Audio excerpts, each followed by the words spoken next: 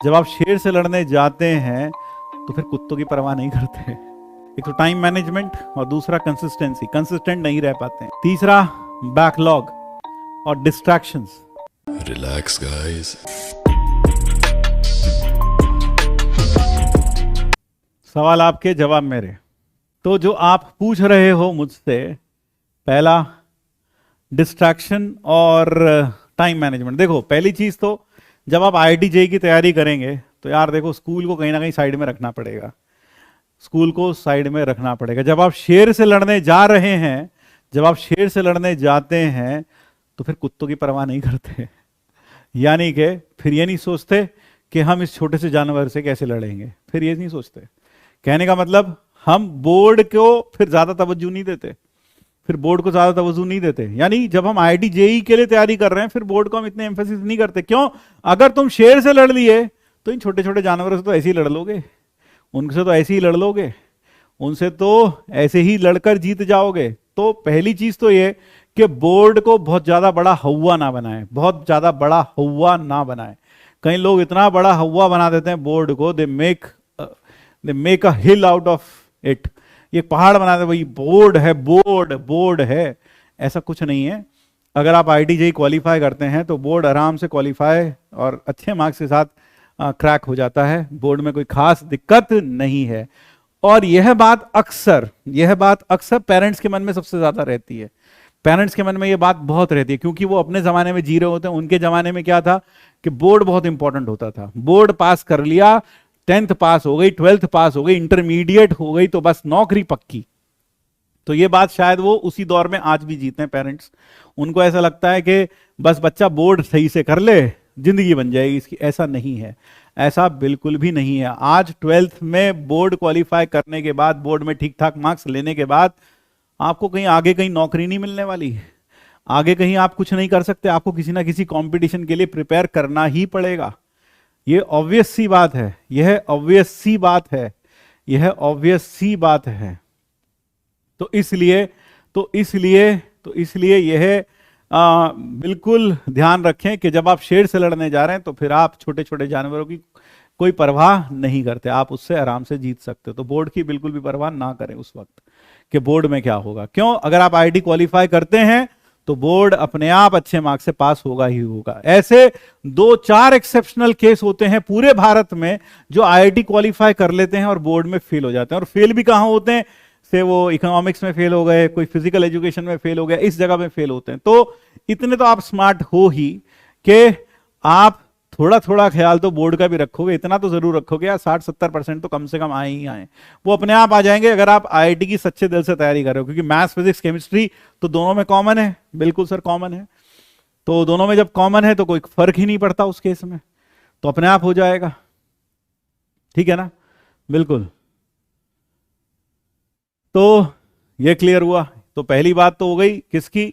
Time management की। अब time management की बात करें तो आपको कहीं ना कहीं बोर्ड को साइड में रखना पड़ेगा, स्कूल को साइड में रखना पड़ेगा। डमी स्कूल अगर हो सके तो आप वो लें और साथ में आईआईटी की तैयारी करें। वैसे भी आजकल सब स्कूल डमी स्कूल ही बन गए हैं जब से कोरोना आया है। तो बस सब ऑनलाइन नाम के लिए पढ़ा रहे हैं, लेकिन पढ़ा संग से कोई नहीं रहा है। तो वो सब एक तरीके से डमी ही हो गए हैं। तो आपको मैक्सिमम टाइम अपनी तैयारी को देना पड़ेगा। और साथ साथ एक चीज और भी कहूंगा, ऐसा भी नहीं है कि अब तुम ये मान लो कि मम्मी पापा गलत ही कह रहे हैं। ये भी बात गलत है। मम्मी पापा के चेहरे पर मेरी बात सुनकर थोड़ी मुस्कुराहट भी है कि बोले सर अब सही बोल रहे हैं सर थोड़ा सा। मैं बिल्कुल फिर से एक चीज और बोल रहा हूं कि जो मम्मी पापा कह रहे हैं, इसका मतलब ये नहीं जो मैंने बोला कि मम्मी पापा ऐसा सोचते हैं, इसका मतलब ये नहीं कि मम्मी पापा गलत हो गए। अब बोले देखा सर ने बोला ना मम्मी पापा गलत सोचते हैं। नहीं, मम्मी पापा भी सही सोचते हैं। क्योंकि कई बार मम्मी पापा को दिखाई देता है कि ये बच्चा ढंग से पढ़ नहीं रहा है, ना तो आईआईटी जेईई के लिए पढ़ रहा है और बोर्ड को साइड में रख के बैठा है।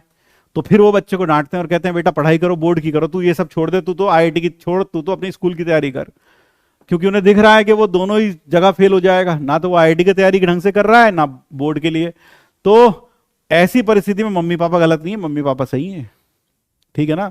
तो ऐसा नहीं है कि मम्मी पापा गलत हो गए उस केस में, मम्मी पापा सही बोल रहे हैं फिर उस केस में। तो तुम्हें यह देखना है, मम्मी पापा को भी यह देखना है, दोनों को यह देखना है।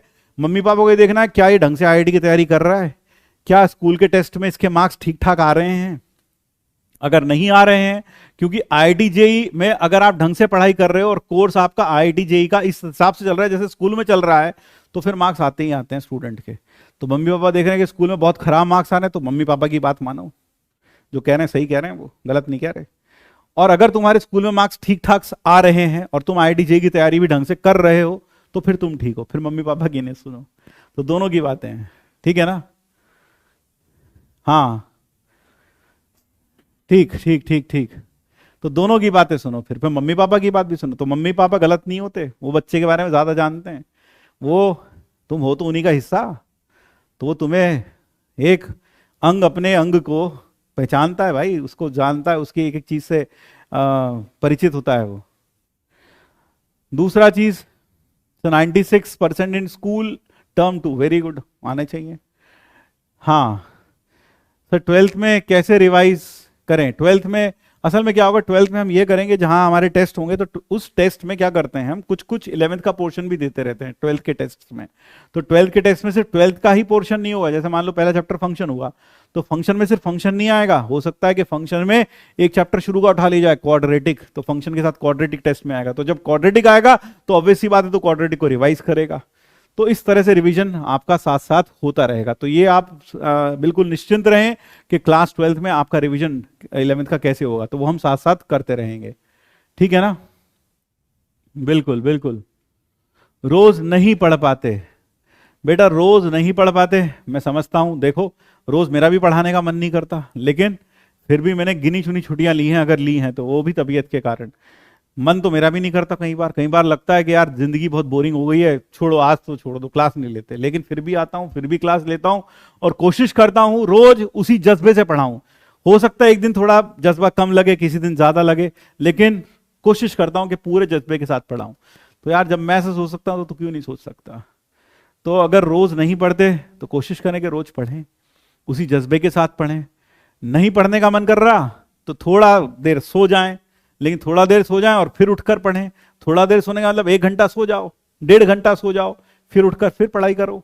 तो ये कर सकते हो आप। अगर आपको पढ़ने का कभी मन ना करे तो आप सो जाएं, बेटर ये रहेगा, इधर उधर घूमने की बजाय थोड़ी देर सो जाएं, क्योंकि जो आप सोते हैं वो टाइम आपको फिर वापस दोबारा मिल जाता है रात में पढ़ने के लिए, ठीक है ना? बिल्कुल। सर मॉड्यूल का कौन सा पार्ट? मेरे ख्याल से मॉड्यूल में सबसे पहली चीज बेसिक्स क्लियर करने चाहिए आपको। अपने बेसिक्स क्लियर, मतलब क्लियर तो पहले से ही हैं, बेसिक्स की प्रैक्टिस करनी चाहिए। तो उसके लिए आपको एक्सरसाइज 1 अच्छे से करनी चाहिए, और फिर आप कूद जाए सीधा जेई मेंस पर, और फिर जेई एडवांस, फिर जेई मेंस, फिर जेई एडवांस। और अगर समय बचे तो फिर एक्सरसाइज 2 वगैरह भी देख सकते हैं। तो क्या कहा मैंने, मॉड्यूल में आप क्या करें, सबसे पहले बेसिक कॉन्सेप्ट्स के ऊपर प्रॉब्लम्स को प्रैक्टिस करें, यानी एक्सरसाइज 1 करें, और फिर उसके बाद आप जेई मेंस और जेई एडवांस की तरफ बढ़ें, ठीक है ना? पहले जेई मेंस करें, एडवांस सबसे लास्ट में करें, एडवांस लास्ट में कर लें, ठीक है ना?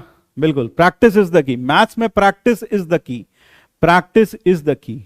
लिखने में टाइम लगता है, लगेगा लिखने में, यही फर्क है ऑनलाइन और ऑफलाइन में। सबसे बड़ा फर्क यही है कि आपको ऑफलाइन में तो क्लास में बैठकर सामने ही नोट्स लिख लिए जाते हैं, एक्स्ट्रा घर पर जाकर सिर्फ नोट्स को रिवाइज करना बनता है और कुछ और होमवर्क करना बनता है। लेकिन ऑनलाइन में क्या होता है, आपको नोट्स साथ साथ बनाना मुश्किल होता है, तो लास्ट में लेक्चर्स खत्म हो जाने के बाद आपको फिर से बैठकर नोट्स बनाने पड़ते हैं। तो थोड़ी तो डिसएडवांटेज यहां अभी है, लेकिन धीरे धीरे करके शायद इसका भी कोई ना कोई तोड़ निकलेगा जैसे जैसे टेक्नोलॉजी आगे बढ़ेगी। बिल्कुल। तो क्लास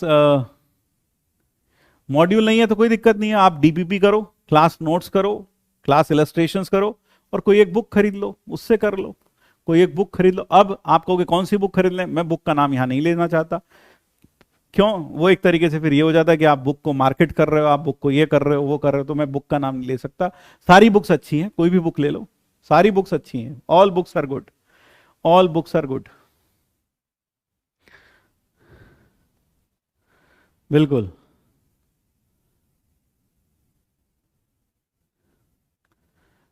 हाँ, सबके सबके टाइम लगता है नोट्स बनाने में, नोट्स बनाने में टाइम लगेगा, लेकिन अगर आप नोट्स बना लोगे एक बार अच्छे से और उन्हें पढ़ लोगे अच्छे से, तो अपने आप सब कुछ अच्छा हो जाएगा। बिल्कुल। आप पहले ठीक ठाक सी बुक बनाएं, याद रखें सबसे पहली चीज, सबसे पहली सीढ़ी जेई मेंस है। मैंने अक्सर देखा है बच्चे सिर्फ जेई मेंस की बजाय JEE advance JEE advance JEE advance करते रहते हैं, और फिर वो जेई मेंस भी ढंग से क्वालिफाई नहीं कर पाते, जेई मेंस भी क्वालिफाई नहीं कर पाते। तो जेई एडवांस करना है, अच्छी बात है, करेंगे, लेकिन पहले आप जेई मेंस को टारगेट करें अच्छे से, कि जेई मेंस में आपका स्कोर 99 परसेंटाइल प्लस कुछ आना चाहिए। यह स्कोर आप टारगेट कर लेकर चलें। और पहली सीढ़ी जेई मेंस है, फर्स्ट सीढ़ी जेई मेंस है। सीधा आप फर्स्ट फ्लोर पर सीधा नहीं कूद जाते, सीढ़ियों के थ्रू जाते हैं, तो सीढ़ियां चढ़ते हैं पहले। तो पहली सीढ़ी जेई मेंस है, उसको छोड़े बिना, उसको पार किए बिना आप जेई एडवांस तक जा ही नहीं सकते। तो इसलिए सबसे पहली सीढ़ी जेई मेंस है। और जेई मेंस में बहुत ज्यादा टफ प्रॉब्लम्स तो नहीं आते, हाँ, लेकिन आते सब टॉपिक्स से हैं, सारे के सारे टॉपिक्स कवर होते हैं। एडवांस में क्या होता है, सारे टॉपिक्स से क्वेश्चन नहीं आते, कुछ टॉपिक से क्वेश्चन आते हैं, कुछ से नहीं आते, हर साल कुछ ना कुछ टॉपिक छूट जाते हैं। लेकिन मेंस में यह खूबसूरत बात है कि मेंस लगभग हर टॉपिक को टच करता है, हर टॉपिक से क्वेश्चन आता है। तो इसलिए आप सारे सिलेबस के टच में रहें। कई बार बच्चे पूछते हैं ये इंपॉर्टेंट है क्या, वो इंपॉर्टेंट है क्या, ये छोड़ दूं क्या, वो छोड़ दूं। नहीं भाई, सब कुछ इंपॉर्टेंट है, एवरीथिंग इज इंपॉर्टेंट, इसीलिए सब कुछ इंपॉर्टेंट है। सर पीवाईक्यू कर लें मॉड्यूल की जगह पर। एक चीज और, मैंने यहां आकर यह देखा कि प्रीवियस ईयर क्वेश्चन को लेकर बहुत बड़ा हवा बना रखा है लोगों ने, कि बस प्रीवियस ईयर क्वेश्चन हो गए तो काम खत्म, फिर तो तुम जेम्स बॉन्ड हो। सच बता रहा हूं, हमारे कोटा में बिल्कुल भी ऐसा नहीं होता है। हम बिल्कुल भी ऐसा नहीं कहते कि बस पीवाईक्यू कर लिया काम खत्म। इनफैक्ट पीवाईक्यू तो एक साइड में एक एक्सरसाइज होती है बस, बाकी तो बच्चे क्या करते हैं, एक्सरसाइज जो 1 है 2 है वो सारी एक्सरसाइजेस अच्छे से करते हैं, फिर उसके बाद पीवाईक्यू पर आते हैं। तो यहां मैंने थोड़ा सा ये फील किया कि बच्चों को ऐसा लगता है या उनके दिमाग में इस तरह की स्पून फीडिंग की गई है, या फिर इस तरह का उनका ब्रेन वॉश कर दिया गया कि बस पीवाईक्यू कर लो काम खत्म, बस हो गया, अल्टीमेट पीवाईक्यू खत्म। ऐसा नहीं है, ऐसा नहीं है, ऐसा नहीं है। सबसे इंपॉर्टेंट है क्लास इलस्ट्रेशंस, क्लास नोट्स, साथ में डीपीपी, और साथ में एक्सरसाइज 1 आप पीडब्ल्यू मॉड्यूल से करें, ताकि बेसिक्स की अच्छे से प्रैक्टिस हो, सारे फैक्ट्स आपको बिल्कुल फिंगर टिप्स पर हो। तो एक्सरसाइज 1 क्यों करें, ताकि आपको सारे फैक्ट्स फिंगर टिप्स पर हो। फिर आप एक्सरसाइज 3 क्यों करें, ताकि आप जेई मेंस लेवल तक के प्रॉब्लम्स अच्छे से कर लें, जेई मेंस लेवल तक के प्रॉब्लम्स अच्छे से कर लें। फिर आप एक्सरसाइज 2 पर आ जाएं पीडब्ल्यू मॉड्यूल में, चाहो तो जहां कुछ सब्जेक्टिव हो, कुछ थोड़े टफ प्रॉब्लम्स हो, वो करें। फिर पीवाईक्यू भी कर लें। तो पीवाईक्यू एक संपूर्ण पोषण नहीं है, वह एक अंतिम है। अंतिम चीज कैसा, जैसे कि वो कहते हैं ना खाने के बाद फिर लास्ट में पापड़ देते हैं, बस वो पापड़ है। तो पापड़ है, it is not the main course, it is not the main course. Yes, बिल्कुल। तो अरे रुपेश जी, समोसा बाद में खा लेंगे, पहले पढ़ाई कर लो, बात कर लो पहले, समोसा खाते खाते ही बात कर लो आप, कोई बात नहीं, उंगली चाटते चाटते ही बात कर लो। हाँ, और कुछ बैकलॉग ऑफ 145 लेक्चर्स। बेटा अगर बैकलॉग ऑफ 145 लेक्चर्स है तो तुम कंप्लीट करो यार, मतलब पढ़ाई तो करनी पड़ेगी। बैकलॉग कंप्लीट करने का सिर्फ और सिर्फ एक ही तरीका है कि आप रोज बैठकर उन बैकलॉग वाले वीडियोस को देखें, कंप्लीट करें, कोर्स खत्म करें। कोशिश करें कि वो रोज आप 1 या 2 वीडियो देखें, क्लास नोट्स के साथ, ध्यान रखें, क्लास नोट्स के साथ और क्लास इलस्ट्रेशंस के साथ, तभी फील आएगी। नहीं तो अगर आपने सिर्फ वीडियो देख लिया, हो गया बैकलॉग खत्म, 135 वीडियो थे, मैंने सारे देख लिए, बैकलॉग खत्म हो गया। तो बैकलॉग खत्म नहीं हुआ, तुमने सब्जेक्ट खत्म कर लिया बस। अपना ध्यान रखना, अगर तुमने सिर्फ वीडियो देखी ना, बस वीडियो देख ली, बस वीडियो देखते चलेगा, 130 135 132 हो गई सर, पूरी हो गई, तो तुमने अपना सब्जेक्ट खत्म कर लिया, बस ये ध्यान रखना। सिर्फ वीडियो देखने से काम नहीं चलेगा, कॉपी पेन लेकर बैठो, क्लास नोट्स बनाओ, क्लास इलस्ट्रेशंस रीट्राई करो, उस कॉन्सेप्ट को पूरी तरीके से फील करो, ओनली देन यह माने कि आपका वो चैप्टर हुआ है। ठीक है, बिल्कुल बिल्कुल।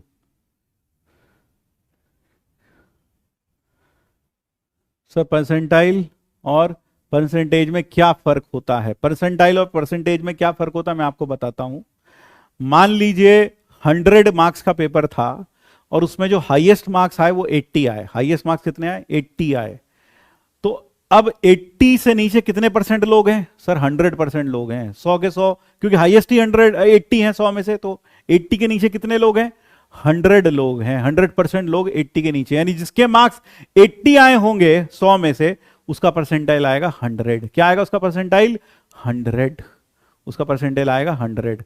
अब किसी के मार्क्स अगर मान लो 79 आए, तो अब देखेंगे 79 से कितने लोग नीचे हैं। मान लो 79 से 99% लोग नीचे हैं, तो उसका परसेंटाइल आएगा 79। यानी परसेंटाइल आपको यह बताता है कितनी प्रतिशत जनता आपके नीचे है, कितने प्रतिशत जनता लगभग आपके नीचे है। That is what it tells you. तो इट इज रिलेटिव होता है। रिलेटिव मतलब किसके सापेक्ष देखते हैं, किसके रिलेटिव देखते हैं? जो हाईएस्ट स्कोर है उसको 100 मानते हैं, उस स्कोर को 100 मानते हैं, और फिर उसके बाद जो नीचे है वो मार्क्स देखते रहते हैं। 1600 पेजेस के नोट्स बन गए, ठीक है, अच्छी बात है। सर डेली कितने क्वेश्चंस को टारगेट करें? कोशिश करें रोज 10 से 15 प्रॉब्लम्स तो जरूर बनाएं, नए नए प्रॉब्लम्स बनाएं। 10 to 15 प्रॉब्लम्स रोज बनाने की कोशिश करें, अलग अलग चैप्टर्स से, ठीक है, बिल्कुल। और डिस्ट्रैक्शन की बात रही, डिस्ट्रैक्शन की बात, तो जितना भटकाव कम रखोगे उतना अच्छा रहेगा, जितना दिमाग इधर उधर कम भटकेगा उतना अच्छा रहेगा आपके लिए, जिंदगी उतनी सुकून भरी होगी। तो ये पहली चीज, ये बॉयफ्रेंड गर्लफ्रेंड त्याग दो। दूसरी चीज, मोबाइल त्याग दो। सिर्फ किस चीज के लिए यूज करो? जब आप क्या देखते हैं, ऑनलाइन लेक्चर्स देखते हैं, तभी यूज करें ये बातें। अब कई लोग कहते हैं सर ये बातें तो सबको मालूम, तो सभी को है, हर कोई जानता है, लेकिन मानता कोई नहीं है। जानता हर कोई है लेकिन मानता नहीं है। तो हम बार बार इसीलिए बोलते हैं ताकि लोग माने भी। जानते तो ही आप लोग सब कुछ, लेकिन माने भी।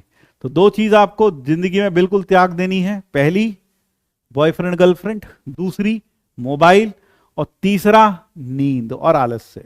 नींद आपको 6 घंटे की रखनी है, 6 घंटे से ज्यादा नहीं, 6 घंटे से कम नहीं। कभी कभार हो गया तो you can sleep for 7 hours, but not more than that, not more than that. तो 6 से ऊपर नहीं, 6 के नीचे भी नहीं, 6 घंटे तो सोना ही सोना है।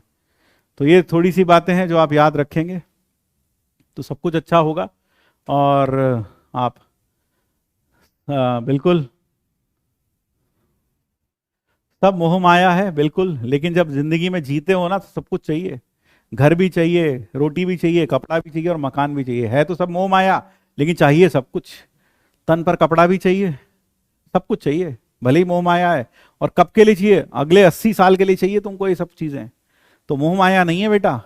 ये कह देते सब मोह माया है, बोलने में कुछ नहीं जाता, ये डायलॉग चला पड़ा है, लोग बोल देते मोह माया है। मोह माया नहीं है। You need everything in life, सब कुछ चाहिए इंसान को। जब तक जिएंगे तब तक चाहिए सब कुछ, नहीं तो लंगोट बांध के हिमालय पे चले जाओ आज ही, छोड़ दो सब। तो कहना आसान है, मोह माया है, मोह माया नहीं है। तो चलिए, एफिशिएंसी कैसे इंक्रीज करें? एफिशिएंसी इंक्रीज करें अपने वर्क प्लान को रोज को क्या करके, एक स्ट्रीमलाइन करके। स्ट्रीमलाइन कैसे करेंगे? याद होगा शुरू में मैंने आपको पॉकेट डायरी वाला एक छोटा सा एक ट्रिक बताया था कि आप पॉकेट डायरी रखें, रोज सुबह उठें, उसमें लिखें टारगेट टुडे, और फिर उसमें ब्लैक पेन से 1 2 3 उतना टारगेट लिखें जो आज आप कंप्लीट करने वाले हैं। और जैसे ही पहला टारगेट कंप्लीट हो जाए उसे काट दें और लिखें टारगेट अचीव्ड। ऐसा कई बच्चे कर भी रहे हैं और कई बच्चों ने मुझे फोटो भी भेजी है। तो जो बच्चे ऐसा कर रहे हैं उनकी एफिशिएंसी भी बढ़ी होगी, उनको अपनी चीजें, अपना रिजल्ट सामने दिख भी रहा होगा कि आज का मेरा टारगेट था, आज मैंने कवर कर लिया। तो इस तरह से आपकी एफिशिएंसी बढ़ती है जब आप एक स्ट्रीमलाइंड वे में, प्लान्ड वे में आगे बढ़ते हैं। तो ज्यादा अच्छा होगा आप रोज सुबह उठकर एक टारगेट लिख लें कि आज हमें क्या क्या करना है। तो उस तरह से करेंगे तो हो जाएगा सब कुछ, बिल्कुल। हाँ, कई लोग करते हैं, बिल्कुल बिल्कुल बिल्कुल। तो जो ऐसा करेंगे डेफिनेटली, हाँ सर डायरी मेरे सामने, वेरी गुड। तो जो लोग ऐसा कर रहे हैं वो बाकी लोगों को भी एक तरीके से इंस्पायर करें कि हाँ यार फर्क तो पड़ता है। आप बता सकते हैं बाकी लोगों को भी चैट में कि नहीं यार तू भी ट्राई कर, फर्क तो सच में पड़ता है, देख मैंने ट्राई कर रहा हूं और मुझे फायदा हुआ है, तो तू भी ट्राई कर। ध्यान रखें, जितना आप दूसरे का अच्छा सोचेंगे आपका खुद अपने आप उतना अच्छा होता जाएगा। ध्यान रखें ये बात, जितना आप दूसरे का अच्छा सोचेंगे उतना आपका खुद का अपने आप अच्छा होता जाएगा। मांगने की जरूरत नहीं पड़ेगी, ऊपर वाला अपने आप देगा। सबके लिए अच्छा सोचो, सबके लिए अच्छा करो, अपने आप आपका भी अच्छा हो जाएगा। ठीक है।